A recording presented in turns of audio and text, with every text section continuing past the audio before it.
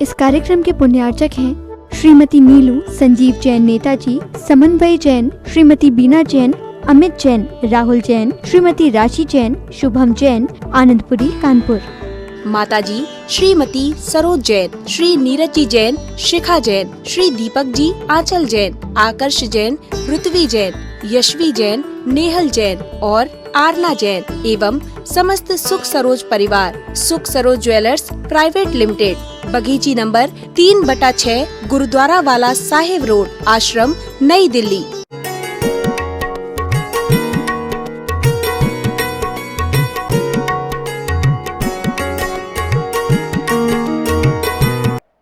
जिसका साथी से पुण्य होगा उसी का पैसा लगेगा। बाकी हमने कई जगह देखते हैं, हम महाराज जी तो ढेरों क्षेत्र बनते हैं महाराज के आशीर्वाद से। बात चलती रहती महाराज जी, बस 4 दिन के अंदर भैया आ रहा है, बात करके जब तक पता चलता वो काम पूरा हो गया। वो आते हैं महाराज जी, हो गया वो तो पूरा खत्म हो गया। नहीं लग पाता बंधुओं, तुम अपने पैसे की पहचान करना कि तुम्हारे पास जो धन दौलत है वो पुण्यात्मा की है।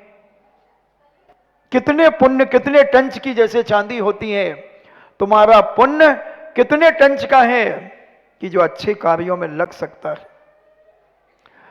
संसार के कार्यों में तो लगेगा, मकान बनाएगा, दुकान बनाएगा, गाड़ी खरीदवाएगा, ऐश कराएगा, दुनिया के पाप कराने के लिए जाएगा, विदेश जाएगा, सब कुछ जाएगा। मगर कौन ऐसे पुण्यात्मा जीव होंगे कि जिनका पैसा जिनेंद्र भगवान के जिनालय के लिए लगेगा, भूमि दान के लिए लगेगा। बहुत पुण्य चाहिए बंधुओं।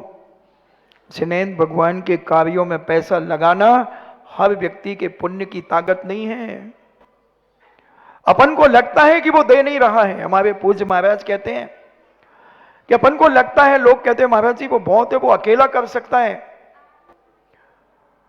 कर्म ने उसे रोक करके रखा है कि तू दे मत देना, नहीं तो तेरी सदगति हो जाएगी। उसे ऐसी ही मति उसकी भ्रष्ट कराई जाएगी, उसका मन ही नहीं होगा। एक घटना और स्मरण में आ गई। 1987 की घटना है।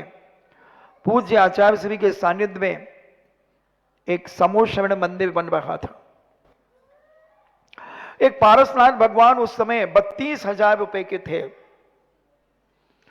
समाज के लोग उन्हें पकड़ करके लाए और कहा आचार्य श्री ने आशीर्वाद दीजिए। पारसनाथ भगवान 4 बैठते हैं समूह श्रवण में, बोले एक इनकी तरफ से। वो कहता महाराज जी बिल्कुल भी गुंजाइश नहीं है, हमारी बिल्कुल भी हैसियत नहीं है, ये कमेटी वाले जबरदस्ती लेकर के आए हैं। आचार्य जी आंख दिखाते बोले तुम लोग को शर्म नहीं आती? किसी का गला घोंट करके दान लोगे क्या? विवेक है तुम्हारे पास? मंदिर बने या ना बने, मगर किसी को बाध्य करके पैसा नहीं लिया जाता।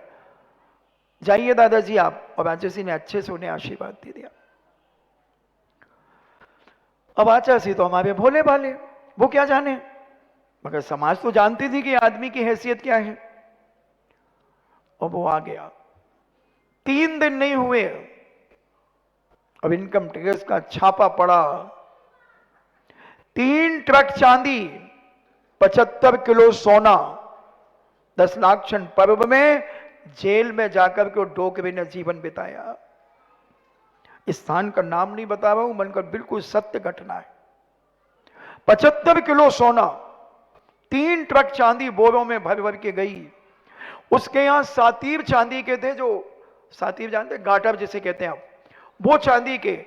जीने में सिल्लियां लगी थी, जीने में उतरने की चांदी की, उस पे डामर पुता था। और जब निकला पेपर में छपा, समाज के लोग आचार्य श्री के पास पेपर लेके गए, महाराज जी आपका गरीब भक्त, उसका फोटो छपा। आचार्य जी कहते नहीं और कोई होगा। बोले महाराज जी गौर से देखो, वही जो हाथ जोड़ के कह रहा था महाराज नहीं है। और जब देखा आचार्य जी ने माथा ठोक लिया 3 बार। क्या है बंधुओं, क्या है? 10 लाख क्षण पर्व जेल में कटे और 32,000 रुपए उस समय दे देता तो क्या पता वो पुण्य उनकी मति बदल देता। हम नहीं समझते धर्म की महिमा को, हम नहीं जान पाते इस धर्म की गरिमा को। हम इतने मोही और इतने रागी हो जाते हैं कि हम संसार के कार्यों में तो खर्च करने में अग्रसर होते हैं, जब बेटों की शादियां होती हैं, जब हम गड्डियों की गड्डियां बैंड बाजों पर लुटा देते हैं, पाप में आतिशबाजी में हम लाखों रुपए लुटा देते हैं, टेंट लगवाते हैं तो लाखों रुपए उसमें मिटा देते हैं, मगर धर्म के कार्य में हम थूक लगा लगा करके गिनते हैं। कर्म कहता है कोई बात नहीं, जब तक तेरे पुण्य का बीता नहीं करार, तब तक तुझको माफ है अवगुण करो हजार। पुण्य के उदय में ही बंधुओं सब कुछ होता है। इसलिए घड़ी रखना भाई, टाइम बताना कितना टाइम हुआ। हाँ, तो ये समझने की बात है। और वो दादाजी 6 महीने के बाद जेल से छूट करके आए, फिर केस अलग चला और सारा जप्ती बन गया। वापिस 1 किलो भी सोना वापिस नहीं आया, चांदी वापिस नहीं आई। सोचें, विचार करें, समझने का प्रयास करें कि हम अपने जीवन में क्या कर सकते हैं और क्या नहीं कर सकते। सब कुछ कर सकते हैं हम चाहें तो, कोई भी कार्य हमारे सामने असंभव नहीं है, हर कार्य संभव है। बस एक बार मन में विचार आना चाहिए, मन की गरीबी मिटा दो, मन को अमीर बना दो, हर कार्य आंख मीच करके हो जाएगा, चुटकी में हो जाएगा, चुटकी में। बस हमारा मन होना चाहिए, और मन है तो सब कुछ है, और मन नहीं है तो सब कुछ होते हुए भी कुछ नहीं है बंधुओं, कुछ नहीं है। सब दूसरों के लिए तुम तो रखवाले हो, चौकीदार हो, तुम चौकीदार हो, तुम्हारी कोई ताकत नहीं है, तुम गुलाम हो। तुम नाम के हो जैन, मगर हो अंदर से बनिया, कंजूस, मक्खी चूस। एक सेठ था, मक्खी चूस की बात आई तो फिर एक सेठ ध्यान में आ गया मेरे को। सीकर अगर आप गए हो, जिसे पूज्य श्री ने भव्योदय नाम दिया है, सीकर के अंदर एक नसिया है, वहां एक मंदिर है, और सेठ जी को मंदिर बनवाना था, उनका घी का काम था। तो सेठ जी ने मिस्त्री को बुलाया और कहा कि एक मंदिर, बहुत सुंदर मंदिर बनना चाहिए, ऐसा कोई चमत्कारिक मंदिर बनना चाहिए। उसने कहा सेठ जी बन जाएगा। बोले चिंता मत करना किसी भी चीज की, मंदिर बनना चाहिए। बोले ठीक है सेठ जी। और मिस्त्री नक्शा बना करके ले आया। तो सेठ जी के घी में एक मक्खी गिर गई थी। तो सेठ जी ने वो घी को, गर्मी थी, पिघला था, और छन्नी से उसे छाना, उस मक्खी को ऐसे दबा करके और ऐसे फेंक दी। मिस्त्री कहता ये सेठ क्या मंदिर बनाएगा, ये मक्खी चूस इतना सा घी नहीं फेंक पाया, और कहता मंदिर बढ़िया बनना चाहिए। उसने भी मजे लेना चाहे। बोले सेठ जी नक्शा तैयार है, सब कुछ है। तो बोले हाँ गड्ढे खुदवा। बोले गड्ढे भी मैंने खुदवा दिए पिलर के, खंभों के, मगर बोले एक एक खंभे में एक एक पीपा घी डालना पड़ेगा। सेठ जी कहते हैं तू क्या समझ रहा है, एक एक पीपा, 2-2 पीपे उठा गोदाम से, लगा मजदूर, 2-3 जितने तुझे डालना हो डाल। और मिस्त्री ने रखवा दिए हर खंबे के पास 2-2 पीपे, और अपने मजदूरों से कह दिया जब मैं कहूं जब ही डालना बेटा, डालना मत ऐसे। और सेठ जी बड़े प्रसन्न, चांदी के फावड़े सब लेकर के बैठे, शिलान्यास हो गया। सेठ जी ने कहा घी तो डालो, घी तो डालो। बोले अभी डाल रहे सेठ जी, अभी डालेंगे। सारा कार्यक्रम हो गया, घी नहीं डाला। सेठ जी कहते कैसे आदमी है, तुम कह रहे थे 2-2, एक एक पीपा घी डाला, मैंने तो 2-2 रखवा दिए। बोले सेठ जी मैं आपकी परीक्षा ले रहा था। बोले तू मेरी क्या परीक्षा लेगा बेटा, मैं जिनैन भगवान के लिए तो सब कुछ लुटा सकता हूं, सब कुछ लुटा सकता हूं। बोले सेठ जी फिर वो एक इतनी सी कटोरी में जो घी था उसमें एक मक्खी गिर गई थी, तुमने उस मक्खी को दबा करके फेंका था। बोले बेटा वो व्यापार है और ये धर्म है, धर्म के लिए तो लाखों करोड़ों मिटा दूंगा, मगर कर्म में एक एक पैसा पाई पाई का फूक फूक करके दूंगा, फूक फूक करके दूंगा। और आज वो मंदिर बना हुआ है, लगभग 150-200 साल हो गए होंगे। उस मंदिर के खंबे कोई गिन नहीं सकता। पूज्य धर्म सागर जी महाराज ने खंबे गिने, एक बार खंबे गिने, दूसरी बार खंबे गिने, 2 खंबे ज्यादा हो गए, तीसरी बार गिने, 1 खंबा कम हो गया। सुधा सागर जी महाराज ने भी अपनी किस्मत आजमाई, ये भी फेल हो गए।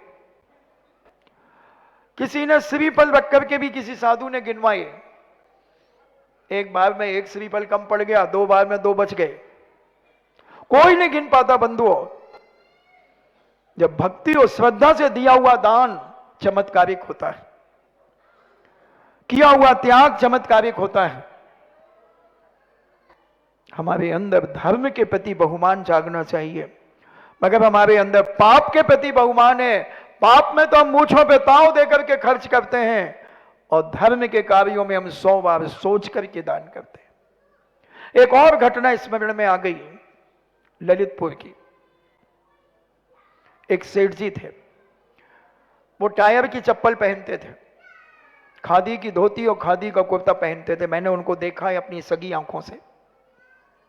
1991 की बात है। पूज्य उस समय पूज्य मुनि श्री और एक एलक जी उनके साथ थे। तो ठंड का समय था, महाराज जी छत के ऊपर खड़े थे, नीचे सब्जी मंडी लगी थी। वो दादाजी टमाटर लेने घूम रहे थे। टमाटर क्या भाव? वो कहे 8 आने किलो, वो कहे 5 आना किलो दो, चल 35 पैसे किलो ले दे, 40 पैसे किलो दे दे। आधा घंटे दादाजी ने 2 किलो टमाटर लेने के लिए समय लगाया। उसी दिन बोलियां थी पंच कल्याणक की, और वो दादाजी ने 40 पैसे किलो में टमाटर लिए, 2 किलो 80 पैसे के। अब वो बोली लगी, समाज पूरी बैठी थी, 100 धर्मनिंद की बोली लगी। दादाजी ने 5 लाख से शुरू की, 5 लाख, किसी ने 5.5 की, दादाजी कहते 6 लाख, ऐसी 11 लाख में बोली दादाजी को छूटी। महाराज जी ने देखा ये वही डोकरा है जो आधा घंटे टमाटर की दुकानों पे ठेलों पे घूम रहा था। तो महाराज ने कमेटी से कहा दे देगा। उसने सुन लिया, अबे अभी अभी बैंक खोलने तो अभी आ रहा है पैसा, वहीं से चिल्लाया वो। बजा भाई अब रात को तो बैंक बंद है भाई, भाई जोश आ जाए तो। और दादाजी ने तो कह दिया, महाराज जी ने कह दबाओ, तुम अभी 1 घंटे पहले सब्जी खरीद रहे थे? बोले हाँ खरीद रहा था। तो तुम ये ठेले ठेले क्यों घूम रहे थे, एक 5 पैसे 10 पैसे के लिए? तो वो कहते हैं महाराज तो महाराज बन गए और अभी इतनी अकल नहीं आई तुम्हें? महाराज ने कहा नहीं आई, बताओ क्यों घूम रहे थे? बोले इन कुंजड़ों को, इन सब्जी बेचने वालों को मैं 10 पैसे ज्यादा दूंगा तो ये बीड़ी के 2 कट्टे पिएंगे, मैं पाप में क्यों खर्च करूं? तो महाराज ने कहा यहां तुमने 11 लाख की बोली ले ली। अरे तो कहता और बढ़ती तो और बढ़ाता मैं। महाराज ने ऐसा क्यों? महाराज जी इसी के प्रभाव से तो मैं संपन्न हुआ हूं, ये दान से संपन्नता बढ़ी है, इसलिए मैं दान देने में कभी पीछे नहीं हटता। और आज भी उनके बेटों ने करोड़ों रुपया दान देते हैं। बंधुओं, धन से धर्म बढ़ता है और धर्म से धन बढ़ता है। हम नहीं समझ पाते ये सत्य। और भी ढेरों घटनाएं हैं, आपका समय हो रहा है, इतनी घटनाएं हैं दान वालों की जो मेरी आंखों से देखी हुई हैं। कुछ नहीं था और आज मर्सिडीजों में घूम रहे हैं बंधुओं, मगर दान देना बंद नहीं किया। दिन दूना रात चौगुना दान देते हैं। एक फ्लैट खरीदने तो उसका 10% पहले धर्म में दान देते हैं। बहुत सारे लोगों ने हिसाब बना करके रखा है, गाड़ी खरीदेंगे तो 10% दान देंगे,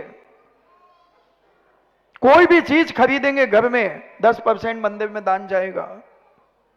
क्यों नहीं अमीर होगा वो, क्यों नहीं संपन्नता बढ़ेगी? जब वो भगवान को पार्टनर बना करके चलता है तो उसके जीवन में कभी लॉस होने की तो जरूरत ही नहीं पड़ेगी। बंधु सोचें, समझें, दान की महिमा। अभी भी कुछ नहीं बिगड़ा है, कल भी जिज्ञासा यहीं पर है। अगर थोड़ा सा दिमाग में आ गया हो तो घर से पर्ची बना लाना। बनाओगी? महाराज जी तुम तो सुना, जाओ अभी हम खड़े होंगे तो हिप से झड़ा देंगे और बातें करते जाएंगे। भाई प्रवचन तो बहुत अच्छा दिया, प्रवचन तो बहुत जोरदार देते हैं, और जाते जाते बातें करते करते 50% खत्म, और घर जाकर के अगर दरवाजा बंद होगा तो ताले में चाबी लगाई तो 75% खत्म, और बटन जलाया और सोफा सेट पे बैठे तो 25% भी खत्म। अगर ये है तो तुम अपनी जिंदगी में कुछ नहीं पा पाओगे। मात्र एक चलते फिरते मुर्दे से ज्यादा तुम्हारी कीमत नहीं है, कोई कीमत नहीं है। तुम जान जान कर अंध बने हो, आंखन बांधी पाटी। तुम सब कुछ जान रहे हो, और कर्म जब उदय में आएगा, जब एक एक बात तुम्हें याद आएगी, जब कर्म तुम्हें या कोई बीमारी सताएगी, कोई परेशानी आएगी, जब तब सोचोगे अरे वो छुल्लक जी ने कहा था अगर ऐसा कर लेते तो ये पुण्य बंध जाता, तो इस परेशानी से छूट जाते। चलो चलते हैं छुल्लक जी के पास। महाराज जी आशीर्वाद दे दो। क्यों ऐसी दीनता क्यों दिखा रही हो? महाराज जी गाड़ी पकड़ गई है, गाड़ी पकड़ गई। भावनगर से आ रहे तो जहाज कटके, तो पुलिस वालों ने पकड़ लिया, 2 लाख रुपए मांग रहे हैं। देव महाराज जी आशीर्वाद दे दो, छूट जाए। गाड़ी छुड़वाने का आशीर्वाद? इतना पागल नहीं हो। जाओ, जैसा करोगे वैसा भरोगे। पता है, चलो उठो। महाराज जी प्लीज। नहीं, कोई प्लीज नहीं, गेट आउट। महाराज जी दे दो, दे दो। क्या दे दो? तुमने क्या दिया है? तुमने क्या दिया है? अगर तुमने हमारे नहीं तो हम तुम्हारे नहीं। इन्हीं मंगल भावना के साथ समझें और जानें, और इन्हीं मंगल के साथ आपका जीवन मंगल हो, आपके दिल और दिमाग में सद्बुद्धि प्रदान करें, और आपकी अंतर भावना में जो मलिनता है वह मलिनता पवित्रता में बदल जाए, और मन जो गरीब हो रहा है, दाने दाने की इच्छा कर रहा है, वो मन देने की इच्छा करना चालू कर दे। तभी तुम्हारे मन की पवित्रता मानी जाएगी, और जैन कुल में जन्म लेना तुम्हारा सार्थक माना जाएगा कि संसार के कार्यों में तो हम बहुत आगे हैं और धर्म के मार्ग में हम बहुत पीछे हैं। ये शायद विनाशकालीन विपरीत बुद्धि का लक्षण। और अगर सद्बुद्धि अंदर है तो आज अनान फनान कर देना चाहिए, बिना सोचे समझे कर देना चाहिए। उस मां को याद कर लो, 11 लाख का मंदिर 11,000 में माना, और आज करोड़ों से खेल रहा है। जानते हैं बहुत सारे लोग, महतिया परिवार का है और खोल दिया मैंने इतना। तो ये पुण्य का संचय कैसे कब हो जाए कुछ नहीं कहा जा सकता। इसलिए अपने पुण्य को, अपनी भावनाओं को दबाने का प्रयास नहीं करो, उनको उजागर करने का प्रयास करें।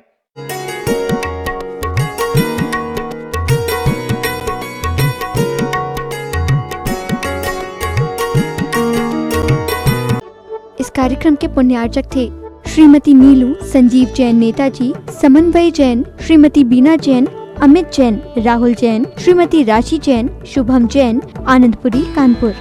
माताजी श्रीमती सरोज जैन, श्री नीरज जी जैन, शिखा जैन, श्री दीपक जी, आंचल जैन, आकर्ष जैन, पृथ्वी जैन, यशवी जैन, नेहल जैन और आरना जैन एवं समस्त सुख सरोज परिवार। सुख सरोज ज्वेलर्स प्राइवेट लिमिटेड, बगीची नंबर 3/6, गुरुद्वारा वाला साहिब रोड, आश्रम, नई दिल्ली।